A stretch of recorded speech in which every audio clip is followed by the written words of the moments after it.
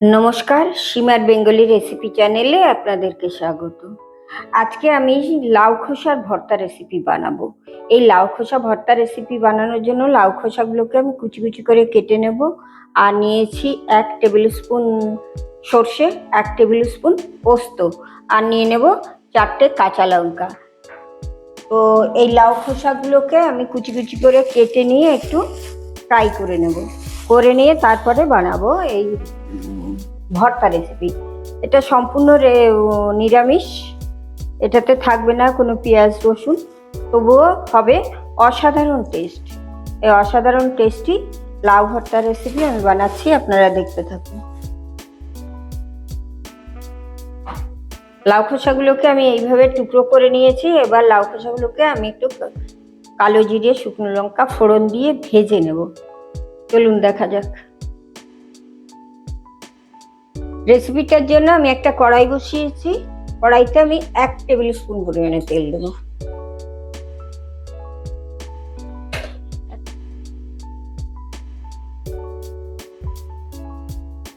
তেলটা গরম হয়ে গেছে।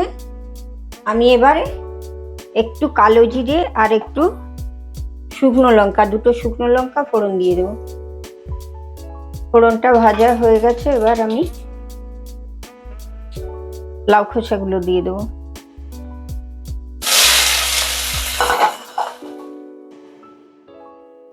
লাউ খোসাটা ছেড়ে দিয়েছি। এর মধ্যে আমি পরিমাণ মতো নুন দিয়ে দেব।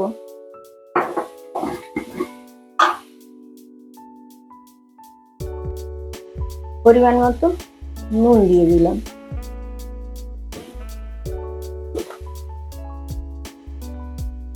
প্রয়োজন মতো হলুদ দিয়ে দিলাম।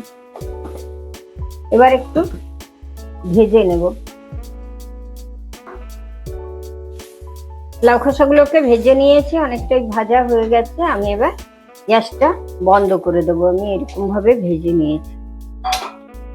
লাউ খোসাটা ঠান্ডা হয়ে গেছে। এবার আমি মিক্সিতে ভরে নেব, মিক্সিং জারে ভরে নিয়ে এটাকে আমি পেস্ট করে নেব।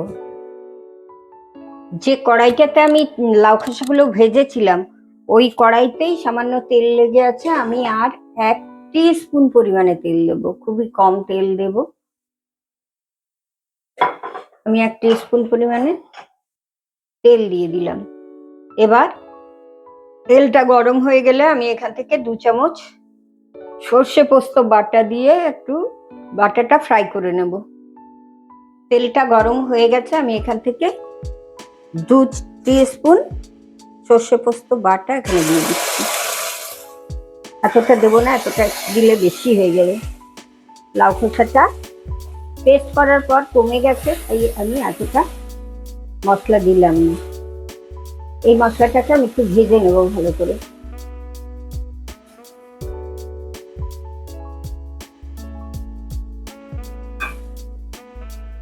এর মধ্যে আর সামান্য পরিমাণে আমি একটু নুন দিয়ে দেব।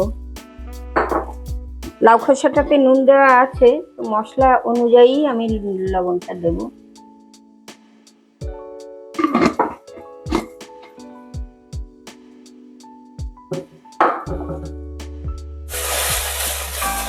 মশলাটা ভালো করে নেড়ে চেড়ে ভেজে নেব। মশলাটা ভাজা হয়ে গেছে। এবার আমি লাউয়ের পেস্টটা দিয়ে দেবো, লাউ খোসা।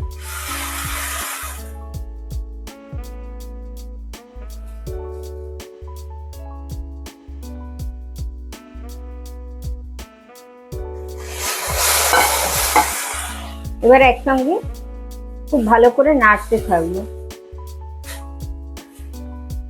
নুন, হলুদ, লঙ্কা আমার দেওয়া হয়ে গেছে। আমি সামান্য পরিমাণে একটু চিনি দেব। গুড় থাকলে আপনারা গুঁড়ো দিতে পারেন, আর যদি মিষ্টি না খান তাও নাও দিতে পারেন, কিন্তু আমরা একটু মিষ্টি পছন্দ করি, মিষ্টি দিলাম। এবার ভালো করে আবার নেড়ে নেব। নেড়ে নেড়ে শুকিয়ে গেলে, খানিকটা শুকনো হয়ে গেলে নামিয়ে দেব। দেখুন, ভর্তা রেসিপি আমাদের রেডি। আর ভিডিওটা যদি আপনাদের ভালো লাগে অবশ্যই লাইক, কমেন্ট আর শেয়ার করুন। আর পাশে থাকা বেল আইকনটি প্রেস করে রাখুন, যাতে পরবর্তী নোটিফিকেশন আপনাদের কাছে পৌঁছে যায়। আর যদি ভালো লাগে আজই ট্রাই করুন আর খেয়ে দেখুন, খুব সুন্দর লাগবে। খুবই টেস্টি এই রেসিপি, নিরামিষ দিনে খুবই ভালো লাগবে।